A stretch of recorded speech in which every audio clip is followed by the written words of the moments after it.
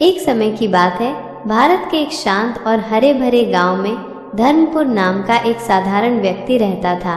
धर्मपुर भगवान राम का बहुत बड़ा भक्त था। उसकी आस्था इतनी गहरी थी कि वो हर पल भगवान का नाम जपता रहता था। वो भले ही गरीब था, लेकिन उसका हृदय अत्यंत शुद्ध और पवित्र था। गांव से कुछ दूरी पर एक विशाल और घना जंगल था। उस जंगल के बीचों बीच एक बहुत पुराना और खंडहर हो चुका राम मंदिर था, जहां सालों से कोई नहीं गया था। गांव वाले मानते थे कि वह मंदिर शापित है और वहां जाने से अनिष्ट होता है, लेकिन धर्मपुर के मन में हमेशा उस मंदिर को फिर से चमकाने की इच्छा थी। वो चाहता था कि वहां फिर से भगवान राम की पूजा अर्चना शुरू हो। एक दिन गांव में भयंकर सूखा पड़ा। फसलें सूखने लगी, कुएं खाली हो गए और लोगों में हाहाकार मच गया।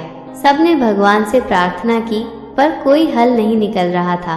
गांव के मुखिया ने बड़े बड़े पंडितों और ज्योतिषियों को बुलाया, लेकिन सबने कहा कि ये कोई साधारण संकट नहीं है, ये किसी बड़े पाप का परिणाम है। धर्मपुर ये सब देखकर बहुत दुखी था।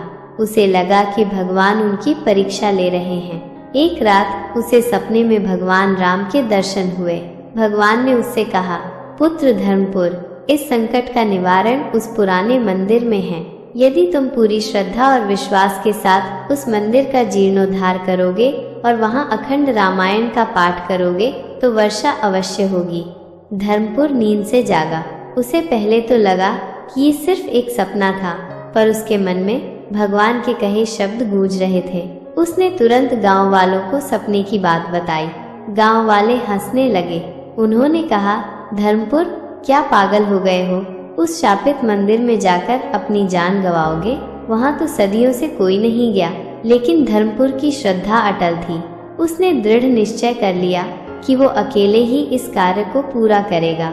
अगले ही दिन धर्मपुर फावड़ा और कुल्हाड़ी लेकर मंदिर की ओर निकल पड़ा। जंगल का रास्ता सचमुच बहुत मुश्किल था। झाड़ियां इतनी घनी थीं कि चलना मुश्किल था और कई जंगली जानवरों का भी डर था। लेकिन धर्मपुर के मन में भगवान का नाम था और उसे कोई डर नहीं लगा। वो पूरे दिन मेहनत करता रहा, झाड़ियां काटता, रास्ते साफ करता रहा। कई बार उसे चोटें भी लगी, पर उसने हिम्मत नहीं हारी। जब वो मंदिर तक पहुंचा तो देखकर हैरान रह गया। मंदिर पूरी तरह से झाड़ियों और पत्थरों से ढका हुआ था। अंदर चारों तरफ धूल और मकड़ी के जाले थे। मंदिर का गर्भगृह पूरी तरह से बंद था। धर्मपुर ने बिना समय गंवाए मंदिर की साफ सफाई शुरू कर दी। वो अकेला था, पर उसकी लगन इतनी थी कि उसे थकान महसूस नहीं हुई। गांव वाले दूर से उसे देखते और हंसते थे। कुछ लोग उसे पागल कहते थे तो कुछ उस पर तरस खाते थे, लेकिन धर्मपुर किसी की परवाह नहीं करता था। वो बस भगवान के दिए आदेश का पालन कर रहा था। दिन रात एक करके उसने कई दिनों में मंदिर को साफ किया।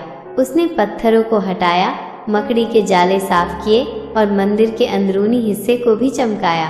जब मंदिर साफ हो गया तो धर्मपुर ने गांव वालों से अनुरोध किया कि वे अखंड रामायण पाठ में शामिल हों। इस बार भी बहुत कम लोग आए, लेकिन धर्मपुर निराश नहीं हुआ। उसने अकेले ही रामायण का पाठ शुरू कर दिया। दिन रात वो भगवान राम की गाथा गाता रहा। उसकी आवाज में इतनी श्रद्धा थी कि मंदिर का पूरा वातावरण भक्तिमय हो गया। रामायण पाठ के 7वें दिन जब धर्मपुर पाठ कर रहा था तो अचानक आकाश में घने बादल छाने लगे। लोगों ने कभी नहीं सोचा था कि सूखे के मौसम में ऐसा हो सकता है। देखते ही देखते बिजली चमकने लगी और मूसलाधार बारिश शुरू हो गई। गांव वाले भागकर घरों से बाहर निकले। वे अपनी आंखों पर विश्वास नहीं कर पा रहे थे। सूखी धरती प्यास बुझाने लगी, कुएं फिर से भरने लगे और चारों तरफ खुशहाली छा गई। गांव वाले दौड़कर मंदिर की ओर गए। उन्होंने देखा कि धर्मपुर अभी भी रामायण का पाठ कर रहा था और उसके चेहरे पर एक अलौकिक तेज था। अब उन्हें अपनी गलती का एहसास हुआ। उन्होंने धर्मपुर से माफी मांगी और उसके साथ मिलकर भगवान राम के जयकारे लगाए। यह भगवान का साक्षात चमत्कार था, जो धर्मपुर की अटूट श्रद्धा और विश्वास के कारण हुआ था। उस दिन से धर्मपुर गांव का सबसे सम्मानित व्यक्ति बन गया। गांव के लोग नियमित रूप से उस मंदिर में पूजा करने जाने लगे और धर्मपुर ने अपना जीवन भगवान की सेवा में समर्पित कर दिया। इस कहानी से हमें ये सीख मिलती है, भगवान पर सच्चा और अटूट विश्वास रखने से बड़ी से बड़ी बाधाएं भी दूर हो जाती हैं। केवल प्रार्थना करना ही काफी नहीं, बल्कि सही दिशा में कर्म करना भी आवश्यक है। धर्मपुर ने सिर्फ सपना नहीं देखा, बल्कि उसे पूरा करने के लिए अथक परिश्रम भी किया। जब हम किसी कार्य को पूरी निष्ठा और लगन से करते हैं तो हमें सफलता अवश्य मिलती है, भले ही शुरुआत में कितने भी लोग हमारा साथ न दें। भगवान का चमत्कार अक्सर उन्हीं के साथ होता है जो अपनी आस्था पर अटल रहते हैं और सही मार्ग पर चलते हैं। अगर आपको हमारा वीडियो अच्छा लगा हो तो चैनल को लाइक, शेयर और सब्सक्राइब जरूर करें जी।